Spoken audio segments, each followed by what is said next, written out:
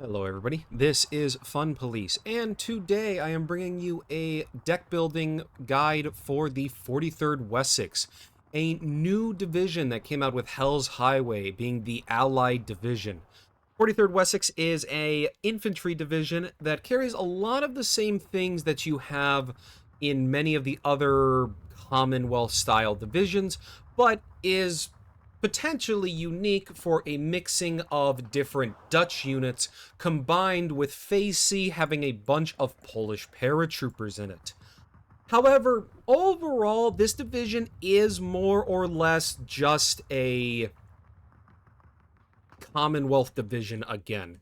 It has Shermans and Fireflies and 17 pounders and Sextons and 25-pounder artilleries. It's got a lot of good air units. It's got a bunch of the standard British infantry. Like, this is very much a Commonwealth division through and through.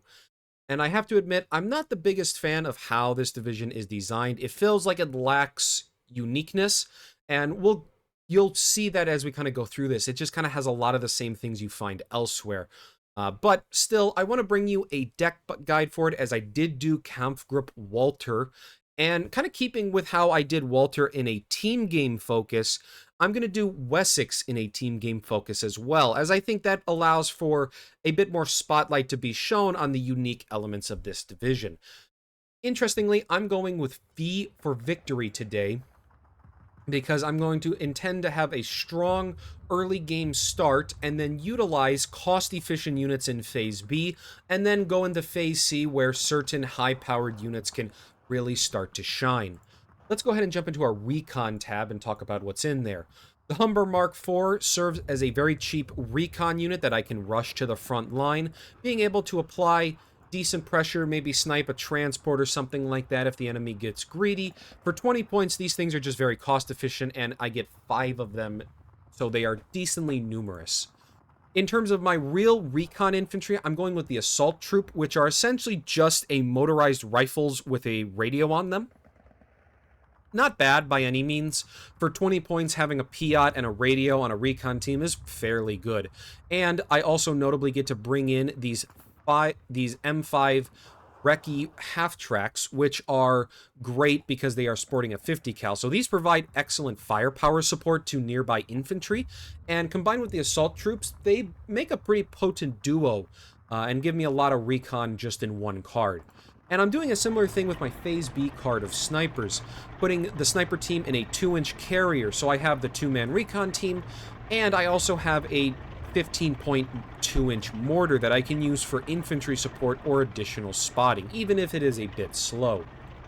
In terms of these other units, this Humber LRC is fine because it's armored. It's not going to do anything, but it could spot and be a very cheap form of radio. So seeing as we are going to be spamming artillery, this could maybe be a real option over something like the Humber if you want just pure radios. The rest of this is kind of basic. You have your Recce's, you have a Dutch version of your recon team that could come in a Lynx, which is a very thinly armored recon vehicle.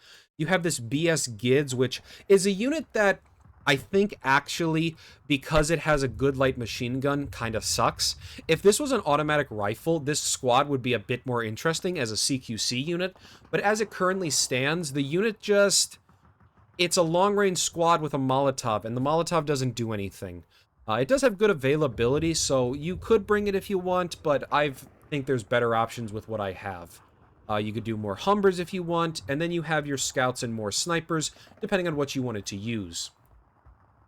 Moving on to infantry, this is pretty much a fairly basic infantry tab based on Commonwealth. I am starting out with this Dutch leader, which has a smoke grenade on top of a Bren. It also has radio, and we get 3 of them in the availability, which is the same as a rifle leader would give me. The main choice is if you want a Piat or a smoke grenade, but I have plenty of Piats already, so I don't really need that. You do have these Dutch Mariners, which are fanatical, and they carry essentially trading out half their rifles for Stens compared to a standard rifle, double Bren like rifle team. Overall, you know, kind of like a hybrid squad almost. They don't have shock or anything, so they're not going to dominate in CQC, but they kind of have a use. They'll be okay units, you know, especially for 25 points. Then you have a Rifles Piat, just your standard British infantry unit. Overall, they are just fine as a squad. You know, they'll blow tanks up and whatnot.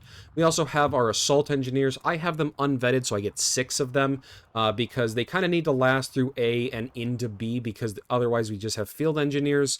You know, just a solid shock infantry, bulky flamethrower with a Bren. They're fine. They're good squads. We've seen them before, and we know they're good. Field engineers.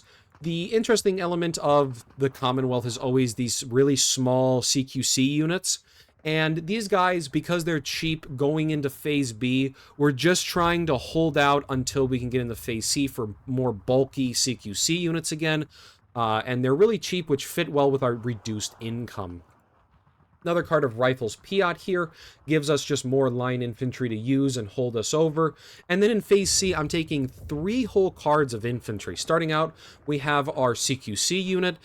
This is an engineer squad with a flamer. They have the upgraded Sten Mark V, which is superior to the Sten Mark II, which also got buffed. So this should be a fairly good SMG. They got Shock, Raider.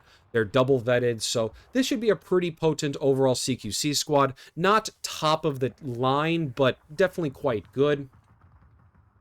You also have this Polish rifle squad. They're essentially just a version of the airborne paratroopers that are found in like 6th Airborne, but instead of a Bren, they have an MG42. So better at long range, a little bit worse at CQC. But they should overall be pretty potent. And then we also have a card of the Polish Paratroopers with a Piat. Essentially, it's just a Rifles Piat with a little bit of veterancy and some Stens on them, and Raiders.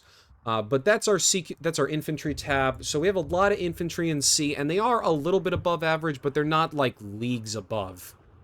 The other infantry all are kind of you know, like this, however you say this, the Gamot. These guys are low availability. They only come in CMPs. They're just not good.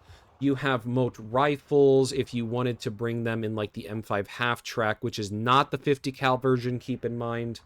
You have rifles, which do have increased availability, so I think this is a real option. If you wanted to take out like this Piat squad, you could just spam these instead.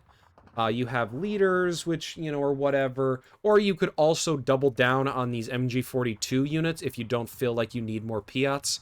That could be a real option as well in order to have better long-range performance. Going into the tanks, the Honey Stuart is a very solid Stuart tank.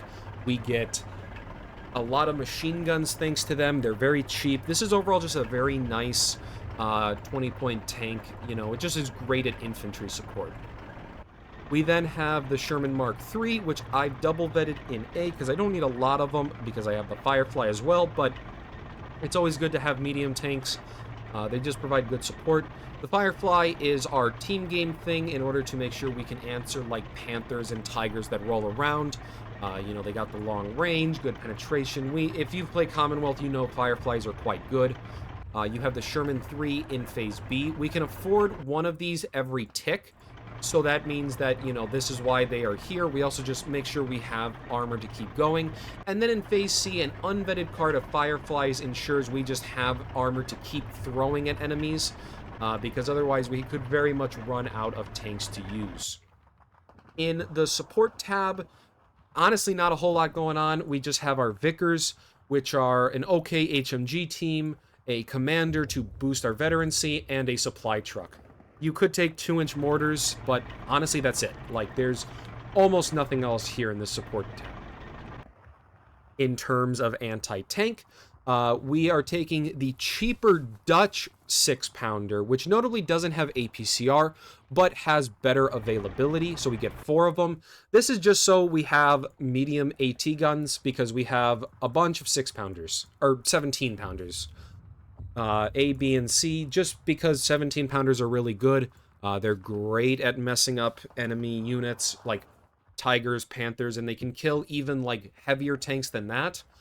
Especially for being 80 points, you know, this is a common sight if you've played Commonwealth and team games. You see a lot of 17-pounders. In the AA tab, we're a bit light in AA, I would say, overall, but we have some really good air units to make up for that. But I'm taking these Crusader AAs because we're able to Utilize them as just a mobile AA platform, which is nice to avoid like artillery barrages and whatnot. We also have a card of Bofors in B just to make use of them. In the artillery tab, we have a lot of 25 pounders. We have 3 of these in A and then 8 of them in C hooked up to a supply truck, because our plan for the late game of the Wessex is essentially use the Polish Paratroopers and some Fireflies and then bombard anything that moves in order to make progress. We also have the Sexton in B, which is just a very solid 25 pounder on a chassis. It's overall very nice. And we also have artillery commanders because we can boost up the performance of all of these artillery even more. Using radio and artillery leaders, we get a really strong counter battery going. And then the air tab. This is where we get a lot of things.